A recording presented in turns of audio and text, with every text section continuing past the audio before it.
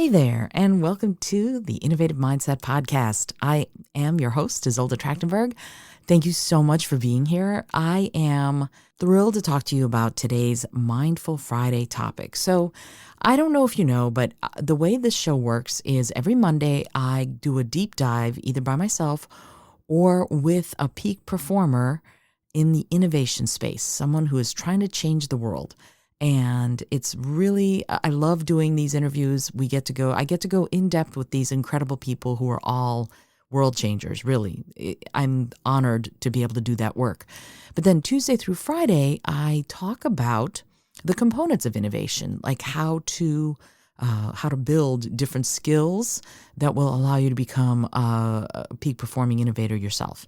So I usually am talking about either creativity, curiosity, compassion, collaboration, or mindfulness. And today is Mindful Friday. And that's what I am doing today, is talking to you about an aspect of mindfulness. And how I'm doing that is I am drawing a card from this deck that I've developed called the Mindful Creative Deck. And it is 84 cards that each of which depicts an aspect of the human experience, of the human condition. And because each card depicts that, what I do is I choose a card and then I talk about how that card and the word that is on that card, because there's a scene depicted and also a word that relates to the scene, how that relates to aspects of mindfulness. And here's how this week's card relates. And by the way, I'm going to put a picture of the card in the show notes so that you can see it. It's a young person who is sitting at a desk, and on the desk are some sort of study materials, books, and a compass and things like that. And there's a big bookshelf behind the person and lots of other sort of paraphernalia that would normally go on a bookshelf, books and magazines and whatever. And the word is study. And how does study relate to mindfulness? Well, mindfulness is a practice. Mindfulness isn't something you just do like a snap of the fingers, unless you're a baby. Babies are very mindful. They're very in their bodies. They're very aware of who they are and where they are. They may not be able to communicate that, but boy, when a baby knows the baby needs something, that baby will let you know right in the moment, fully present, with no bull baloney, right? So as time goes on, we sort of lose that for the most part. Most of us lose that. And in order to start building those mindfulness skills, we then have to study.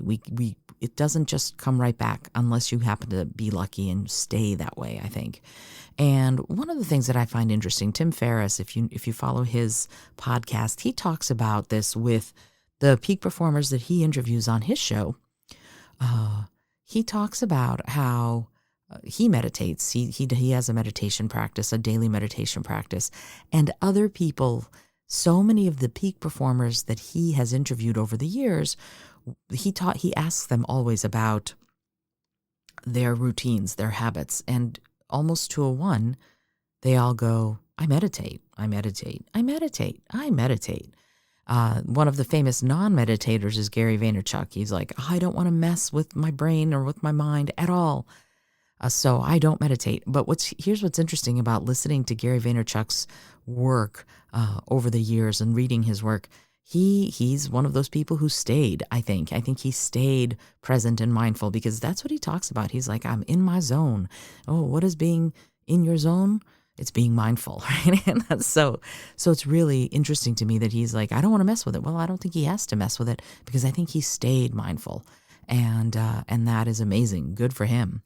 Whereas most of us have to start a mindfulness practice and we have to study. We have to read books or sign up with, for classes or go get trained in like transcendental meditation or whatever. And I'm not recommending any one form of meditation, by the way, or one form of mindfulness because there are lots of them. But the point is that you have to apply yourself, right? You can't just go, ta-da, unless you're someone like Gary Vaynerchuk who has, again, held on to it. For the most part, you're going to be someone who's going to need to actually apply it and study it. And you can meditate from in the Hindu tradition, in the Far East, in Chinese, Japanese tradition, There's the yoga forms of meditation. There's also transcendental meditation. There's just focusing on an object, like light a candle and look at the flame for 5 minutes. Remember to blink and take care of yourself, of course. But yeah, you can do that. You can pour water into a cup and just look at the surface of the water and see what you see. That's another form of mindfulness training. You study, you apply yourself. You might read books. You might talk with teachers. If you want a starting point, get in touch with me, and I'm happy to give you a starting point or a guided meditation that might be helpful to you. I have lots of them. So, already recorded, and I'm happy to give you a guided meditation. If you drop me a DM at Isolda T on Instagram, I would be delighted to provide you with a grounding meditation or another one. No problem. It would be my honor. So the point though is that you have to study. And you know what's interesting about study is that when you are in the process of learning, you are being mindful, like in the moment of learning, not the, I'm bored, I don't want to read this anymore. That's not the part I'm talking about.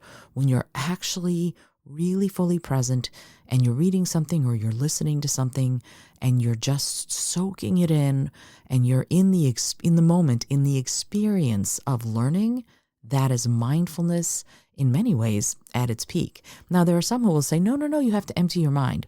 Well, maybe. There are lots of ways to get mindful. You can empty your mind, but what if you're just present to whatever happens, whatever you take in, whatever you learn? And frankly, if your mind is empty, if you've emptied your mind, then it becomes a vessel for something to come in. And that's study. That can be an application of learning. And Josh Waitzkin wrote this wonderful book called The Art of Learning.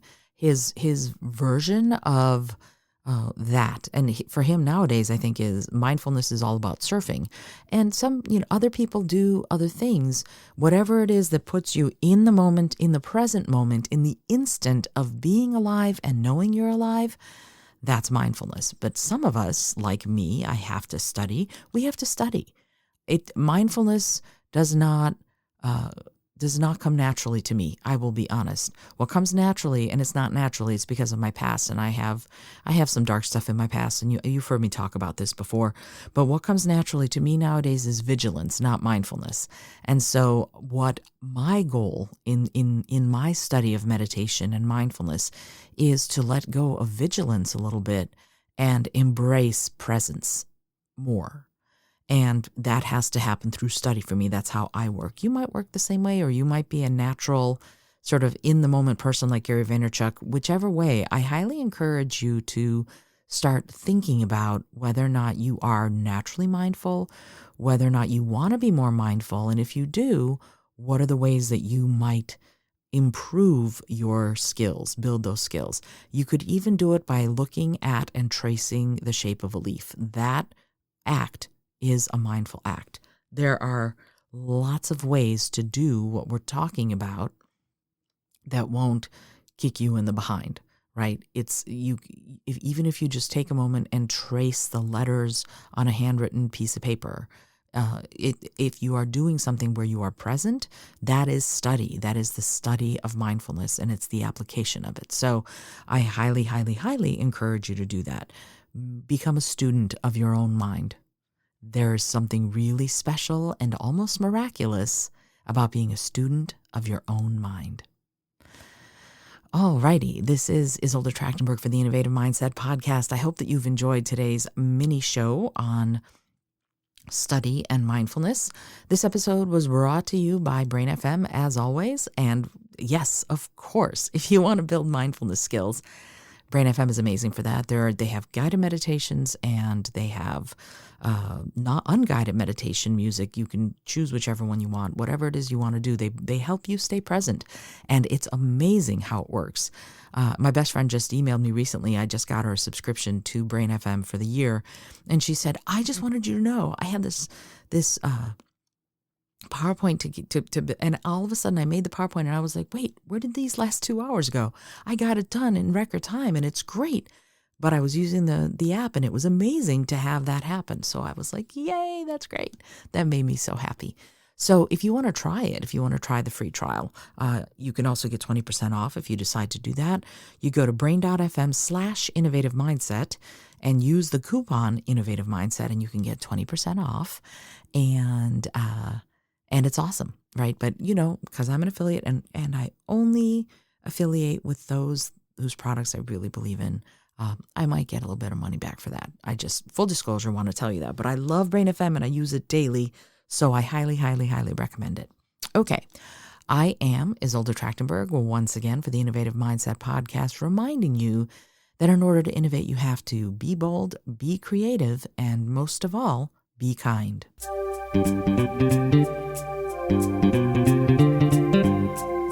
Thank you so much for joining me today. I really appreciate you being here. Please subscribe to the podcast if you're new, and it would mean the world to me if you told a friend about it. Today's episode was produced by Isolde Trachtenberg and is copyright 2021. As always, please remember this is for educational and entertainment purposes only. Past performance does not guarantee future results, although we can always hope. Until next time, remember to be bold, be creative, and most of all, be kind.